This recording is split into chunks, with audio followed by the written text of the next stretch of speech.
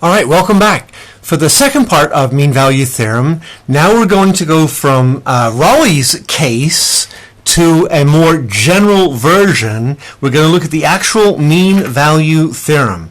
And I'm going to do it the same way. First we'll start with the scary theorem and the calculus behind it, and then we'll do some graphs to try to understand it, rip it apart, and see what it really means. And then we'll do a couple of examples after that. All right, here we go. So first, what is the mean value theorem?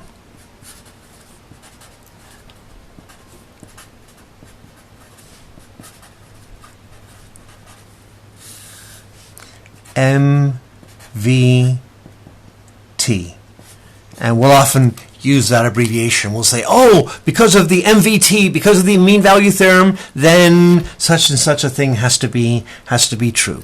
All right, so the mean value theorem starts very similar to Raleigh's. It says, let's let f, some function f, be a function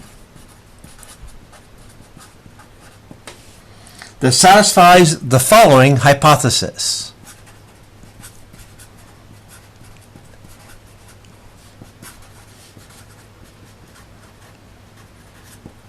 First,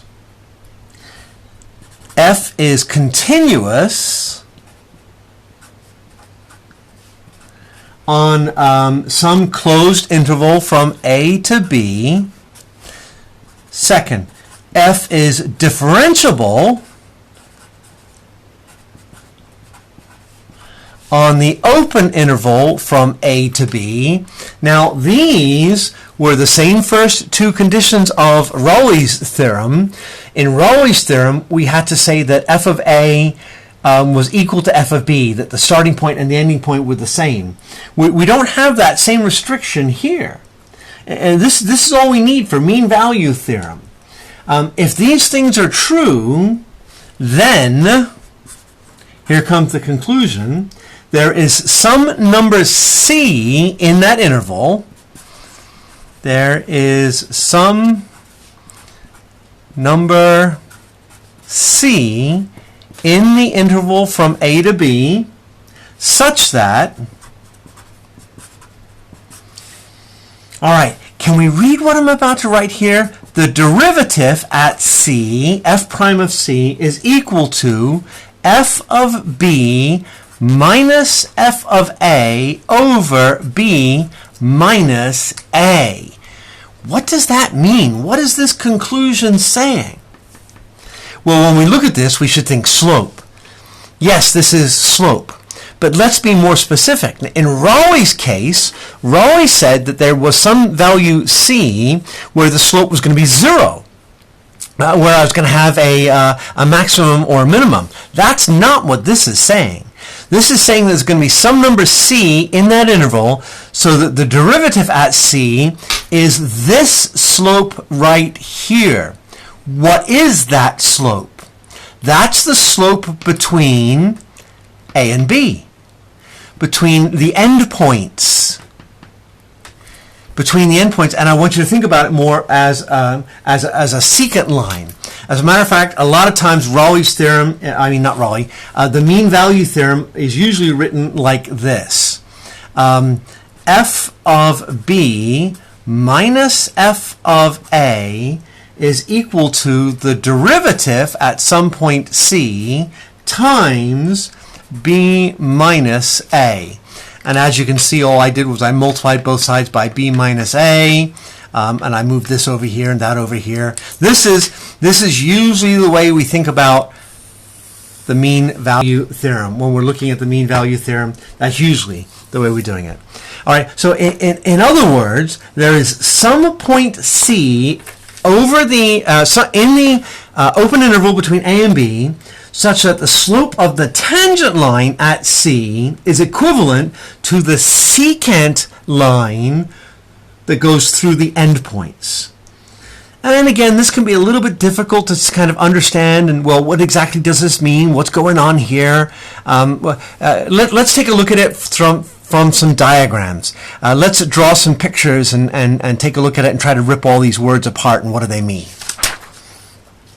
So in the first case, suppose I have A and B. Now, in Raleigh, they had to be the same, but now they don't have to be the same anymore. So let's say f of A is somewhere way up here, and f of B is somewhere way down there. And I have a continuous and differentiable curve going between these two lines. So I could have something that looks like this. And we can draw a whole bunch of different diagrams in here. Now the idea is that there is some point C in here such that the slope of the tangent line would be the slope same as the slope of the line between A and B. Well, the slope of the line between A and B, I'm going to use my handy dandy ruler here. Here's the slope of the line between A and B. And I want you to think about this as a secant line. Because the mean value theorem says that there's going to be some point C in here that it's going to have exactly the same slope. So let's see if I match it up, and I'm moving out, and it looks like right about here. It looks like right about there. I'm going to have some value C between A and B, such that the slope of the tangent line is the same as the slope of the secant line between the endpoints.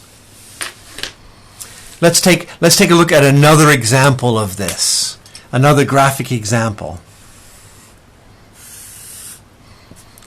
A and B.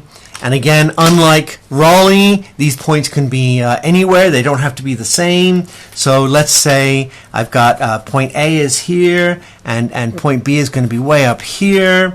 And let's say I've got some sort of crazy function. It's looking like this, and like this, and like this, and something like that.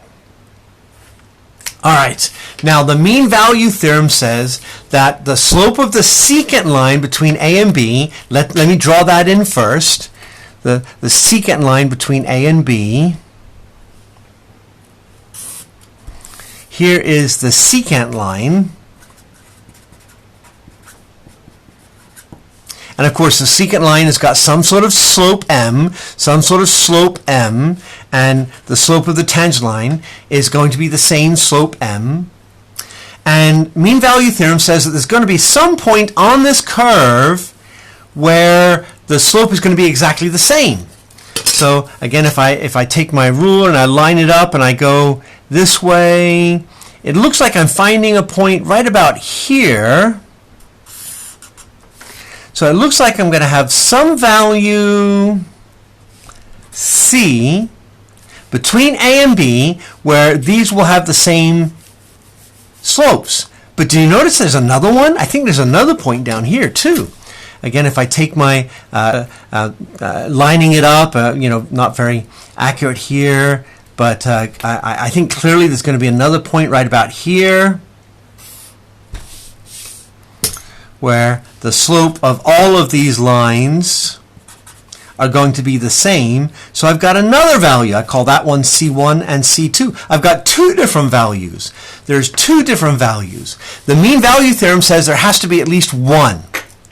Now in class I would encourage you to try to draw 2 points anywhere you like, connect them, concave up, concave down, whatever you want, and then draw the secant line between the points, and then see if you can find somewhere on that curve would be a point that has exactly the same slope. Exactly the same slope. All right, so there's the concepts. Now let's take a look at a couple of examples.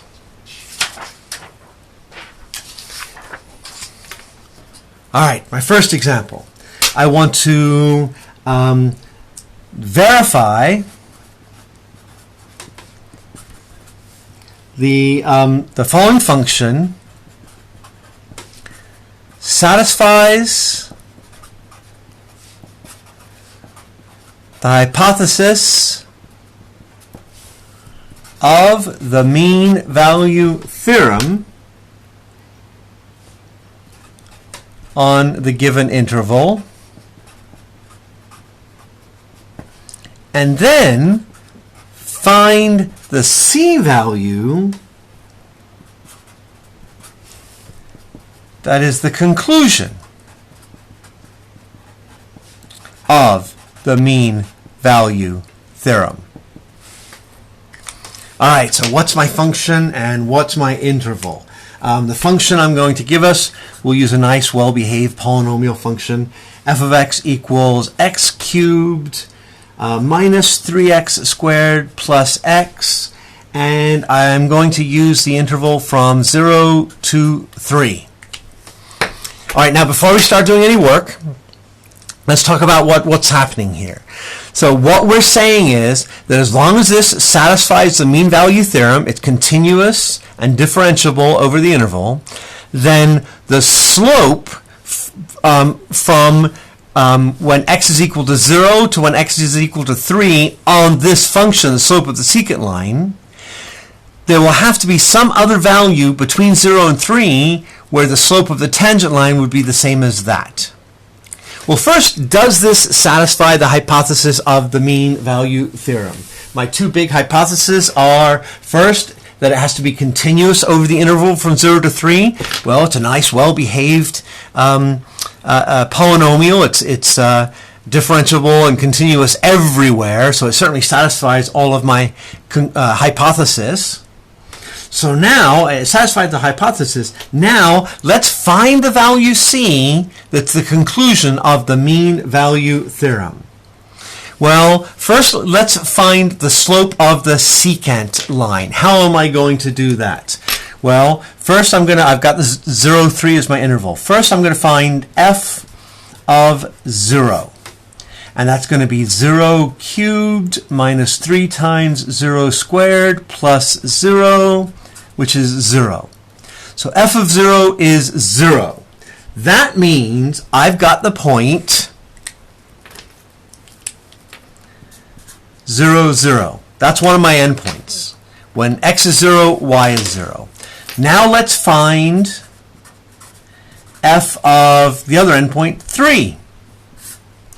3 cubed minus 3 times 3 squared plus 3 equals, I'll save us a little bit of time here, it equals 3. 27 minus 27 plus 3 is 3. That means I've got the point 3, 3. Now, what mean value theorem says is that there is some point C between 0 and 3 where the slope of the tangent line would be the same as the slope between these 2 points. Let's find the slope between those 2 points. So, what is f of b minus f of a over b minus a? The difference in the y values over the difference of the x values. So 0 minus 3 over 0 minus 3.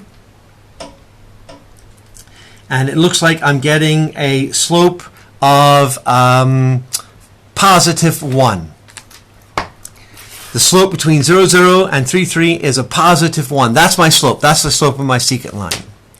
Now, mean value theorem says there has to be some other value C in the interval between 0 and 3 that's going to have the same slope as that. So now let's find that value C. How am I going to do that? Well, first thing I want to do is I want to take the derivative of my function. So f prime of x equals 3x squared minus 2 times 3, 6x plus 1. And I'm going to set that equal to my slope of 1 equals 3x squared minus 6x plus 1. And then I want to solve. Subtract 1 from both sides. 0 equals 3x squared minus 6x. Factor out a 3x. X minus 2. 3x equals 0. X equals 0. X minus 2 equals 0. X equals 2. So what do these two numbers mean? These two numbers mean that on my original function, x cubed minus 3x squared plus x, when x is 0, it has a slope of 1. The tangent line has a slope of 1. And when x is 2, it has a slope of 1. So now notice that both of these values are actually in this interval here. Both of them would actually seem to work, wouldn't they? They would both seem to be solutions. It looks like I'm getting two different values. Remember, we saw we could have multiple values here. So the values of C that satisfy the mean value conclusion is at 0, at the endpoint, and at 2, which is between 0 and 3. And 0 at the endpoint, it's not part of the open interval. We might not want to include that one because it's not part of the open interval. But clearly 2 is somewhere between 0 and 3. All right, let's take a look at another example. And in this next example, things are all going to go horribly wrong, but we want to see why. See if you can catch it. See if you can find out what's going on here. So I'm going to give us a function, f of x equals a little bit harder function, x plus 1 over x minus 1. And I want to look at, I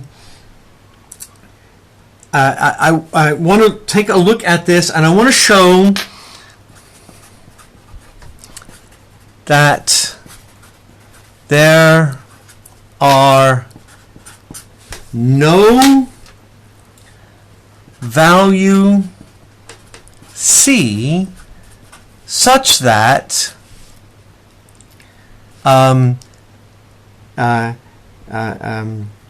f of 2 minus f of 0. Oh, I should have given my interval up here, shouldn't I? I should have said the interval over the interval from 0 to 2. I forgot to write the interval from 0 to 2 up there. And I want to show that there's no such value C such that the derivative here is equal to the derivative at the C value of 2 minus 0. Remember, this is the conclusion of the mean value theorem. So let's see what's going on here. And why is this not true?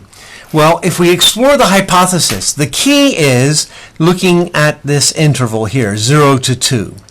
Now, if I look at 0 to 2, my hypothesis says it has to be continuous between 0 and 2.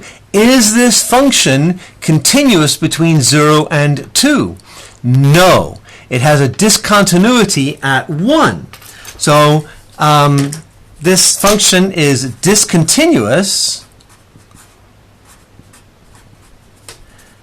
at x equals 1, which is in this interval from 0 to 2.